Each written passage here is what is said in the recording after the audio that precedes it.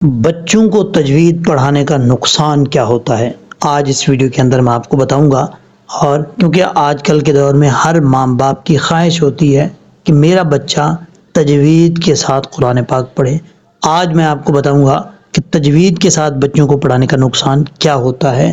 اور آگے ایک لفظ آ رہا ہے، اس لفظ میں آپ کو بتاؤں گا کہ یہاں پر اس میں تجوید کے ساتھ یا بغیر تجوید کے ساتھ بچوں کو پڑھائیں گے تو کیا اس پہ اثر کیا پڑے گا۔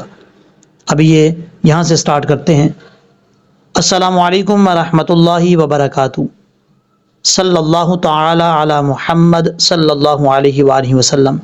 آج کی اس ویڈیو کے اندر سورۃ البقرہ کا پارٹ نمبر 138 سٹارٹ کر رہے ہیں، اور آپ نے مکمل ویڈیو دیکھنی ہے تاکہ آپ کو سمجھ جو ہے وہ لگ سکے۔ اس پارٹ کے اندر یہ دوسرا پارہ 11واں رکوع 11 رکوع اور آیت نمبر 223 یعنی 223 سٹارٹ کر رہے ہیں، اور آپ نے لفظ بلفظ سیکھنا ہے، پھر اس کے بعد پریکٹس کریں گے، پھر لہجے میں بھی پڑھیں گے۔ یہاں سے سٹارٹ کرتے ہیں۔ اعوذ باللہ من الشیطان الرجیم، بسم اللہ الرحمن الرحیم، وَلَا تَجْعَلُوا اللَّهَ عُرْضَةً لِأَيْمَانِكُمْ أَن تَبَرُّوا وَتَتَّقُوا۔ اب یہاں سے پڑھتے ہیں ہجے کر کے۔ واو زبر وا، لام الف زبر لا، والا۔ واو کو پڑھتے وقت ہونٹ گول کریں گے، اگر ہونٹ گول نہیں ہوں گے تو سمجھ لیجئے گا کہ واو اپنے مخرج سے صحیح طریقے سے ادا نہیں ہوا۔ لام کے آگے الف ہے، ایک الف کی مقدار اس کو لمبا کر کے پڑھیں گے۔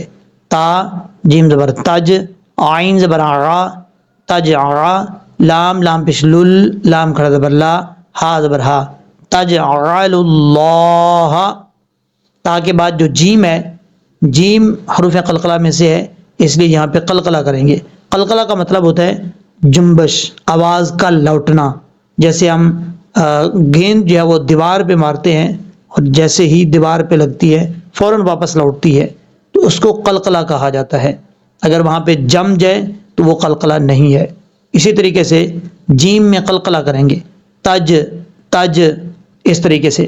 عین زبر عا، تج عا، عین کو پڑھتے ہوئے آپ نے پریکٹس کرنی ہے، حمزہ کی آواز نہیں آنی چاہیے۔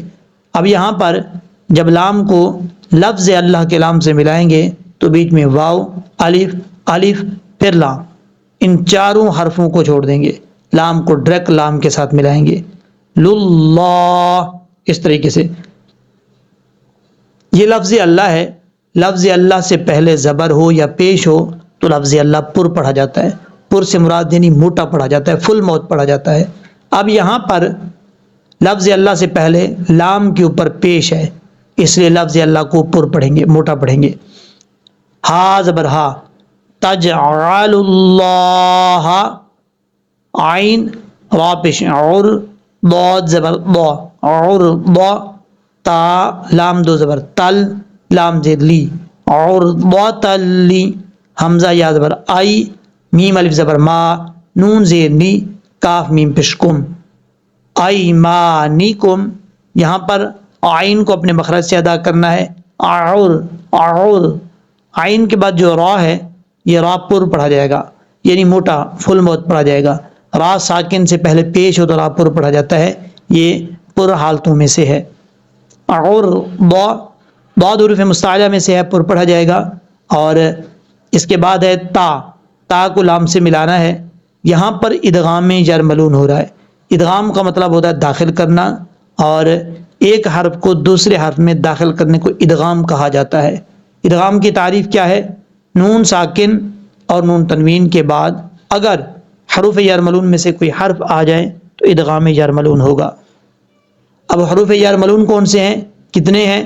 6 ہیں حروف یرملون۔ ان میں سے 2 حروف ایسے ہیں جن میں ادغام تو ہوتا ہے لیکن غنہ نہیں ہوتا، اور 4 حروف ایسے ہیں جن میں ادغام بھی ہوتا ہے اور غنہ بھی ہوتا ہے۔ اب یہاں پر 2 پیش کی تنوین کے بعد لام آ رہا ہے۔ لام حروف یرملون میں سے ہے، حروف یرملون میں سے تو ہے لیکن یہاں پہ صرف ادغام ہوگا، غنہ نہیں کریں گے۔ ادغام کی تعریف کیا تھی؟ نون ساکن اور نون تنوین کے بعد۔ اب یہاں پر نون ساکن تو نہیں ہے لیکن نون تنوین ہے۔ کون سا نون تنوین ہے؟ یہ جو دو زبر ہے، دو زبر دو زیر دو پیش، ہمیشہ یہ نون ہوتا ہے اصل میں۔ اب یہاں نون تنوین دو زبر دو زیر پیش، دو پیش کو کہا جاتا ہے۔ دو زبر کی تنوین کے بعد لام آ رہا ہے حروف یرملون میں سے، تو ادغام ہوگا یہاں پہ۔ عرضۃ لایمانکم، حمزہ کے بعد یا ہے۔ اب یہاں پر یا ساکن سے پہلے زبر ہے۔ آپ کو میں نے پہلے بھی کئی دفعہ بتایا ہے، حروف مدہ کتنے ہیں؟ 3، الف واو یا۔ الف سے پہلے زبر ہو تو الف مدہ ہوتا ہے، واو ساکن سے پہلے پیش ہو تو واو مدہ ہوتا ہے، اور یا ساکن سے پہلے زبر ہو زیر ہو تو یا مدہ ہوتا ہے۔ اور اسی طریقے سے حروف لین ہے 2، واو اور یا۔ واو ساکن سے پہلے پیش ہو زبر ہو تو واو لین، یا ساکن سے پہلے زبر ہو تو یا لین۔ یا لین کا مطلب اس کو یا کو لمبا نہیں پڑھیں گے، تو یہاں پر یا لین ہے، یا مدہ نہیں ہے، کیونکہ یا ساکن سے پہلے زبر آ رہا ہے حمزہ کے اوپر، اس کو لمبا کرنے کی ضرورت نہیں ہے۔ عرضۃ لایمانکم، حمزہ نون زبر ان، تا زبر تا، با را زبر بر، را واو پہ شروع، ان تبروا۔ اب یہاں پر حمزہ کے بعد جو نون ہے یہ نون ساکن ہے، نون ساکن کے بعد تا آ رہا ہے، تو یہ نون ساکن حروف اخفا پہلے آپ نے یاد کر لینے ہیں۔ حروف اخفا کتنے ہیں؟ 15، تا، ثا، جیم، دال، ذال، زا، سین، شین، صاد، ضاد، طا، ظا، فا، قاف، کاف، یہ 15 حروف ہیں۔ 15 حروف جب نون ساکن یا نون تنوین کے بعد ان حروف میں سے کوئی ایک حرف آ جائے گا تو اخفا ہوگا، یا تو نون ساکن کا اخفا ہوگا یا پھر نون تنوین کا۔ اب یہاں پر نون تنوین تو ہے نہیں لیکن یہاں نون ساکن ہے۔ آپ کو کیسے پتہ چلے گا کہ یہ نون ساکن ہے؟ کیونکہ نون کے اوپر جزم ہے، جب بھی کسی حرف کے اوپر جزم ہو وہ حرف ساکن ہوتا ہے۔ یہ کچھ دن پہلے کمنٹ کیا ہوا تھا بھائی نے کہ کسی کو کیا پتا کہ ساکن کیسے ہے؟ میرے بھائی میں جب بھی ویڈیو بناتا ہوں اس میں ساری ڈیٹیل کے ساتھ بتاتا ہوں ساکن کب ہوتا ہے حرف، کیوں ہوتا ہے، کس لیے اس کو مثال کے طور پہ نون کے اوپر جزم ہو یا کسی حرف کے اوپر جزم ہو تو وہ ساکن ہوتا ہے۔ یہ ساری چیزیں ڈیٹیل سے بتاتا ہوں، لیکن مسئلہ یہ ہے کہ کچھ لوگ 2 منٹ دیکھتے ہیں، پھر 2 منٹ چھوڑ کے آگے 2 منٹ پھر دیکھتے ہیں، پھر 4 منٹ چھوڑ دیتے ہیں، پھر 5 منٹ دیکھتے ہیں کہ ویڈیو جو ہے وہ جلدی ختم ہو جائے۔ اس چکر میں مین چیزیں جو ہیں وہ بھول جاتی ہیں۔ اب اس میں میرا قصور نہیں ہے، تو آپ سب سے گزارش ہے پہلے ویڈیو مکمل دیکھا کریں، پھر جو ہے وہ سوال کیا کریں۔ جس ویڈیو کے نیچے کمنٹ کیا ہوا تھا اس بھائی نے، اسی ویڈیو کے اندر میں نے یہ ڈیٹیل کے ساتھ بتایا ہوا تھا کہ نون ساکن کیوں ہوتا ہے، آپ کو کیسے پتا چلے گا کہ نون ساکن ہوگا۔ پھر بھی کیونکہ انہوں نے سنی نہیں مکمل ویڈیو، جہاں تک مجھے لگتا ہے کمنٹ کر دیا۔ بہرحال یہاں پر اخفا ہوگا نون ساکن کا، نون ساکن کے بعد تا آ رہا ہے، ایک الف کی مقدار غنہ کر کے پڑھیں گے۔ با، را زبر بر، را واو پہ شروع، ان تبروا، را جو ہے پر پڑھا جائے گا کیونکہ را کے اوپر پیش ہے۔ را کے بعد واو ہے، یہ واو مدہ ہے، ایک الف کی مقدار لمبا کر کے پڑھیں گے۔ واو زبر وا، تا، تا زبر تت، تا زبر تا، و تت تا، قاف واو پیش قو، یہ قاف حروف مستعلیہ میں سے ہے، پر پڑھا جائے گا۔ اس دو نقطوں والے قاف کا مخرج اس زبان کی جڑ اوپر والے تالو کے نرم حصے سے لگے تو قاف پڑھا جاتا ہے، اور قاف کے بعد جو واو ہے یہ واو مدہ ہے، ایک الف کی مقدار لمبا کر کے پڑھیں گے۔ وَتَتَّقُوا، واو زبر وا۔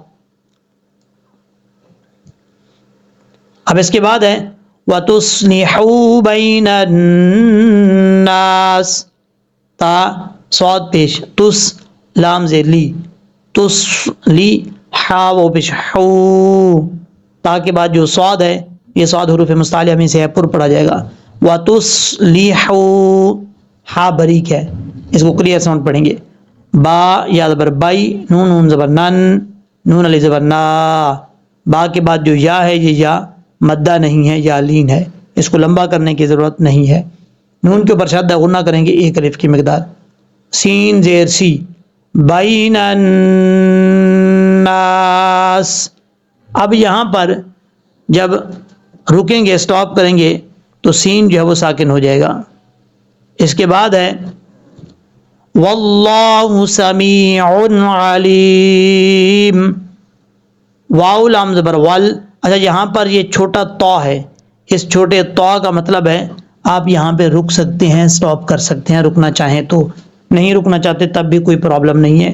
اور جب یہاں پہ رکیں گے تو آپ کو پیچھے سے پڑھنے کی ضرورت نہیں پڑے گی، آپ آگے سے پڑھیں گے. یعنی یہ واللہ سمیع علیم سے سٹارٹ کریں گے. واو لام زبر ول، لام کھڑا زبر لا، ہا پیش ہو، واللہ. یہ لفظ اللہ ہے. لفظ اللہ سے پہلے جب زبر ہو تو لفظ اللہ پر پڑھا جاتا ہے. یہاں پر لفظ اللہ سے پہلے واو کے اوپر زبر ہے. جب واو کو لفظ اللہ سے ملائیں گے تو بیچ میں جو الف اور لام ہے چھوڑ دیں گے. یہ الف اور شد والے لام سے پہلے ایک لام ہے، دونوں حرفوں کو چھوڑ دیں گے. واللہ، سین زبر سا، میم یا زر می، سمی، عین دو پشعون، سمیعون. یہاں پر سین میں سیٹی آئے گی کیونکہ حروف صفیریہ میں سے ہے. سا، اس طریقے سے. اب میم کے بعد یا ہے، یا مدہ ہے، لیکن آپ کو کیسے پتا چلے گا کہ یہ یا مدہ ہے؟ یا کیونکہ حروف مدہ میں اس میں حروف مدہ میں سے ہے. جب یا ساکن ہو تب آپ نے دیکھنا ہے کہ یا ساکن سے پہلے زیر ہے یا زبر ہے. اگر یا ساکن سے پہلے زیر ہو تو یا مدہ ہوگا، اور زبر ہو تو یا لین ہوگا. یہاں پر یا ساکن سے پہلے زیر ہے اس لیے یا مدہ ہوگا. ایک الف کی مقدار اس کو لمبا کر کے پڑھیں گے. عین دو پشعون، سمیعون، عین زبر عا، لام یا زیر لی، میم دو پشمن، علیم. لیکن جب یہاں پہ سٹاپ کریں گے، رکیں گے، تو میم ساکن ہو جائے گا. علیم. لام کے بعد یا ہے، یہ یا مدہ ہے. یا ساکن سے پہلے کیونکہ زیر آ رہا ہے اس لیے یا مدہ ایک الف کی مقدار اس کو لمبا کر کے پڑھیں گے. لیکن یہاں پہ جب اگر آپ عارضی طور پہ رکنا چاہیں گے، سٹاپ کریں گے، تو مد عارض وقفی بھی ہو سکتی ہے. 2.5 الف کے برابر آپ لمبا کر سکتے ہیں. علیم. عارضی طور سے مراد یہ ہے، میم کے اوپر ویسے 2 پیش ہے، اس کی اصل حالت یہ ہے. لیکن جب ہم یہاں پہ رکیں گے، سٹاپ کریں گے، تو عارضی طور پر میم کو ساکن کر دیں گے. جب عارضی طور پر ساکن کریں گے تو پھر یہ مد عارض وقفی ہو سکتی ہے یہاں پہ کرنا چاہیں تو. اب اس کے بعد ہے آیت نمبر 224. لا یؤاخذکم اللہ، لام الف زبر لا، لام کے آگے الف ہے، ایک الف کی مقدار اس کو لمبا کر کے پڑھیں گے. یا پیش یو، حمزہ الف زبر آ، یو آ. یا کے بعد جو آپ کو واو نظر آ رہا ہے، یہ حقیقت میں واو پڑھیں گے نہیں، صرف لکھا ہوا ہے. لیکن واو کے اوپر جو حمزہ ہے، اس حمزہ کی آواز آئے گی، حمزہ کا ساؤنڈ پڑھیں گے. حمزہ الف زبر آ، یو آ. اس طریقے سے حمزہ کے آگے کیونکہ الف ہے، الف ایک الف کی الف جو ہے اس کو ایک الف کی مقدار لمبا کر کے پڑھا جائے گا. آگے ہے خوا زیر خی، ذال پہ ذو، کاف پیش کو، میم لام پیش مل، لام کھڑا زبر لا، ہا پیش ہو، ملہ. میم کے اوپر کیونکہ پیش تھا اس لیے لفظ اللہ سے پہلے پیش ہے، لفظ اللہ کو پر پڑھیں گے ایک الف کی مقدار. لا یؤاخذکم اللہ. اب اس کے بعد ہے باللغو فی ایمانکم. اب یہاں پر اس لفظ میں، اس آیت میں لفظ آ رہا ہے جو شروع میں آپ کو میں نے بات کی تھی کہ بچوں کو اس لفظ کو کیسے سمجھائیں گے. دیکھیں یہاں پر با لام زیر بل، لام غین زبر لغ، واو زیر وی، باللغوی. با کو جب لام سے ملائیں گے تو بیچ میں الف ہیں 2، ایک الف ہے اور دوسرا لام ہے، ان دونوں کو چھوڑ دیں گے. بلکہ لام سے پہلے جو الف کی شکل میں آتا ہے وہ حمزہ ہوتا ہے، حمزہ وصلی. تو یہاں پر دونوں کو چھوڑ دیں گے، با کو ڈائریکٹ لام کے ساتھ ملائیں گے. اب یہاں پر آپ نے لام کو جب غین کے ساتھ ملانا ہے، لام غین زبر لغ، واو زیر وی، باللغوی. بعض اوقات بچے جو ہے یہاں پہ مسٹیک کر جاتے ہیں، ان کو پتہ نہیں ہوتا غین کیسے پڑھنا ہے، وہ پڑھ جاتے ہیں باللاغوی، لاغوی، غین کی جگہ عین پڑھ دیتے ہیں۔ اب یہاں پر وہ بات شروع ہوتی ہے، سمجھانے لگا ہوں میں آپ کو، جو شروع میں تھم نیل پہ آپ نے پڑھی تھی۔ اگر آپ غین کا یہاں پر بچے کو مخرج بتائیں گے تو بچے کو کبھی بھی سمجھ نہیں آئے گی۔ اس کی وجہ کیا ہے؟ ان بچوں کی بات کر رہا ہوں جو بچے چھوٹی عمر کے ہیں، یعنی 3 سال کے، 3.5 سال کے ہیں، تو ان کو، یا 4 سال کے، 5 سال کے، 5 سال کی حد تک بھی اگر ان کو آپ مخارج بتائیں گے تو ان کو مخارج سمجھ نہیں آئیں گی۔ تجوید جو میں نے لکھا تھا نا، تجوید کے ساتھ تجوید پڑھانے کا نقصان، اس کی وجہ یہ ہے، دیکھیں اگر آپ چھوٹے بچے کو تجوید پڑھائیں گے، اس کو کیا پتہ تجوید کیا ہے، اس کو کبھی بھی نہیں پتہ چلے گا۔ لیکن جب وہ بڑا ہو جائے گا، آپ سمجھیں، آپ کو لگے کہ یہ آپ بات کو سمجھنے لگ گیا ہے، اس کو بات بتائیں گے تو یہ فوراً پک کر لے گا۔ اس کو کسی حرف کی تعریف بتائیں گے، کسی تعریف، اس کی اخفاء کی تعریف بتائیں گے، ادغام کی تعریف بتائیں گے تو اس کو سمجھ لگ جائے گی، یہ یاد کر لے گا، تب آپ اس بچے کو پڑھائیں۔ اور کئی لوگوں کی خواہش ہوتی ہے کہ میرا بچہ جیسے ہی الف با تا سا کی تختی پہ جائے تو یہ تجوید پڑھنا شروع ہو جائے۔ ایسا نہیں ہو سکتا۔ اگر آپ ایسا کریں گے تو نقصان کیا ہوگا؟ اس کا نقصان یہ ہوگا کہ بچے کو جب آپ زبردستی اس کے دماغ میں گھسائیں گے ایک چیز، تو بچہ کبھی بھی پڑھنے کی خواہش نہیں رکھے گا۔ وہ سمجھے گا کہ پتہ نہیں میرے ذہن میں کیا جو ہے وہ بٹھایا جا رہا ہے، اتنا مشکل میں کیسے یاد کروں، تو وہ بچہ بدظن ہو جائے گا۔ پھر جب بدظن ہوگا تو اس کا پڑھنے کا دل بھی نہیں کرے گا۔ آپ نے کرنا کیا ہے، 3 سال کا بچہ، 4 سال کا، 5 سال کا، یہ چھوٹی ایج کے بچے ہیں، ان کو آپ نے صرف اور صرف یہ حروف سکھانے ہیں کہ حروف پڑھے کیسے جاتے ہیں۔ آپ نے ادائیگی کر کے بتانی ہے، نہ کہ ان کے مخارج بتانے ہیں، نہ کہ ان کی ڈیٹیل بتانی ہے، کوئی ڈیٹیل نہیں بتانی، صرف آپ نے ان کو ادا کر کے بتانا ہے۔ کیسے؟ مثال کے طور پہ لفظ، حرف ہے با، آپ نے اس کو بتانا ہے بیٹا یہ پڑھیں با، با، اس طریقے سے۔ اب اگر آپ اس کو بتائیں گے کہ بیٹا یہ با ہے، با کا مخرج یہ ہے کہ اوپر والا ہونٹ، نیچے والا ہونٹ، ان دونوں ہونٹوں کی تری والی جگہ آپس میں ملے گی، ٹکرائے گی تو با پڑھا جاتا ہے۔ اب اس کو کیا بتا کہ نیچے والا ہونٹ کون سا ہے، اوپر والے ہونٹ کی تری والی جگہ کون سی ہے، تو ان جھنجھڑ میں ان کو ڈالیں گے تو بچہ ویسے ہی بدظن ہو جائے گا۔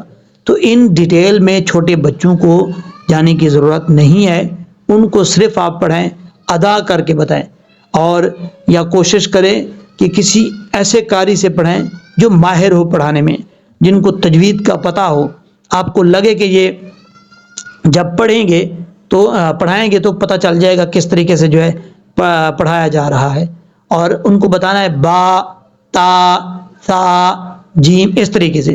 اب میں چھوٹی سی مثال دوں، یہ نہیں کہ میں صرف آپ کے بچوں کے لیے کہہ رہا ہوں، میرے بچے ہیں، میرا بچہ جو ہے وہ 2.5 سال سے اوپر جا رہا ہے، اب یعنی 3 سال میں لگنے والا ہے۔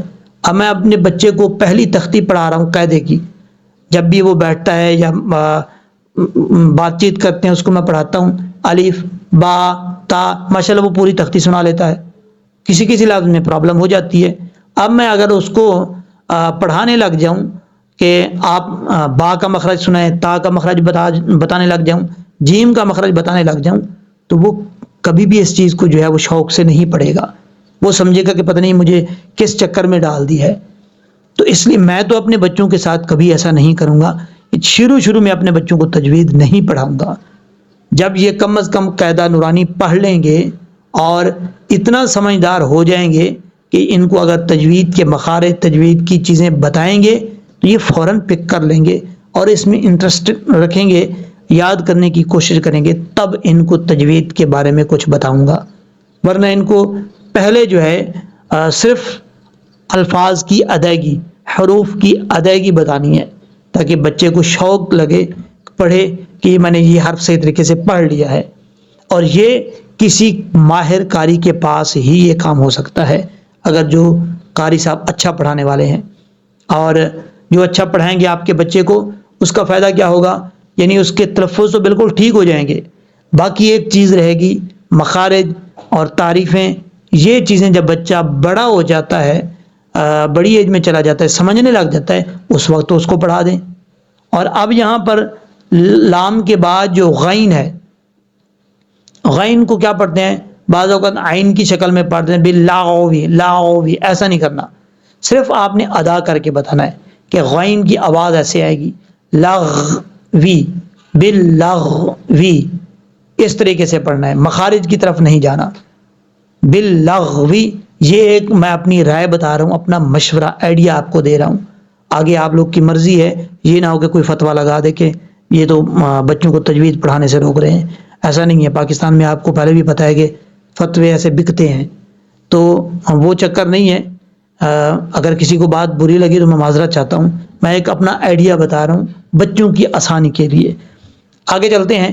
واو زیر وی باللغوی. اگر یہ والی بات کسی کو اچھی لگی ہے تو کمنٹ سیکشن میں ضرور کمنٹ کر کے بتائیے گا کہ میری اس بات سے کون کون اتفاق کرتا ہے. فا یا زیر فی، حمزہ یا زبر آئی، میم الف زبر ما، نون زیر نی، کاف میم پیش کم. فی ایمانکم، فا کے بعد جو یا ہے یہ یا مدہ ہے. ایک الف، 2.5 الف کے برابر یا 3 الف کے برابر آپ اس کو لمبا کریں گے، کیونکہ یا کے اوپر جو مد ہے یہ مد منفصل ہے، اور مد منفصل کی مقدار 2.5 سے 3 الف کے برابر لمبا کرنا ہوتی ہے. حمزہ کے بعد یا لین ہے، اس کو لمبا کرنے کی ضرورت نہیں پڑے گی. اور فی ایمانکم، اب اس کے بعد ہے وَلَٰكِن يُؤَاخِذُكُمْ، واو زبر وا، لام کڑ زبر لا، کاف نون زیر، کاف یا زیر کی، یا پیش یو، حمزہ الف زبر آ، وَلَٰكِن خا زیر خی، زال پیش ذو، کاف میم پیش کم، وَلَٰكِن يُؤَاخِذُكُمْ. میم ساکن کے بعد جب بھی با آئے گا تو غنہ کریں گے 1 الف کی مقدار، اس لیے یہاں پہ 1 الف کی مقدار غنہ کریں گے. کم، با زیر بی، میم الف زبر ما، بیما، کاف زبر کا، سین زبر سا، کا سا با تا زبر بت، کا سا بت، بیما کا سا بت. اب تا میں قلقلہ نہیں کرنا، بت اس طریقے سے پڑھنا ہے. اب اس کے بعد ہے قلوبکم، قاف پیش قو، لام باؤ پیش لو، با پیش بو، کاف میم پیش کم. قلوبکم، یہاں قاف حروف مستعلیٰ میں سے پر پڑھا جائے گا. لام کے بعد واو ہے، یہ واو مدہ ہے، 1 الف کی مقدار، اس کو لمبا کر کے پڑھیں گے. آگے یہ چھوٹا تا ہے، اس کا مطلب ہے آپ یہاں پہ سٹاپ کر سکتے ہیں. واللہ غفور حلیم، واو لام زبر ول، لام کھڑ زبر لا، ہا پیش ہو، واللہ، غین زبر غا، فا واو پیش فو، را دو پیش رون، غفور، حا زبر حا، لام یا لی، میم دو پیش من، حلیم. جب سٹاپ کریں گے تو میم ساکن ہو جائے گا. غفور حلیم، اس کو حلیم نہیں پڑھنا، یہ ہا ہے، بریک پڑھا جائے گا، اور حروف حلقی میں سے ہے. لام کے بعد یا مدہ 1 الف کی مقدار لمبا کر کے پڑھیں گے. جب یہاں پہ سٹاپ کریں گے تو میم ساکن ہو جائے گا. حلیم. اب یہاں پر 2 پیش کی تنوین کے بعد لام آ رہا ہے، یہاں پہ ادغام یرملون ہوگا. لام کے اوپر شد نہیں ہے پہلے لام کے اوپر، لیکن جب اس کو ملا کے پڑھیں گے تب یہ اس کو کنیکٹ کریں گے، کیونکہ ادغام ہو رہا ہے لام کے اوپر، چاہے شد ہے یا نہیں ہے. حلیم للذین پڑھا جائے گا. اوکے، اب یہاں سے پریکٹس کے طور پہ پڑھتے ہیں. وَلَا تَجْعَلُوا اللَّهَ عُرْضَةً لِأَيْمَانِكُمْ أَن تَبَرُّوا وَتَتَّقُوا وَتُصْلِحُوا بَيْنَ النَّاسِ وَاللَّهُ سَمِيعٌ عَلِيمٌ. لا يؤاخذكم الله باللغو في أيمانكم ولكن يؤاخذكم بما كسبت قلوبكم والله غفور حلیم. اب ہم اس کو پڑھیں گے لہجے میں، آپ نے میرے ساتھ ساتھ پڑھنے کی کوشش کرنی ہے۔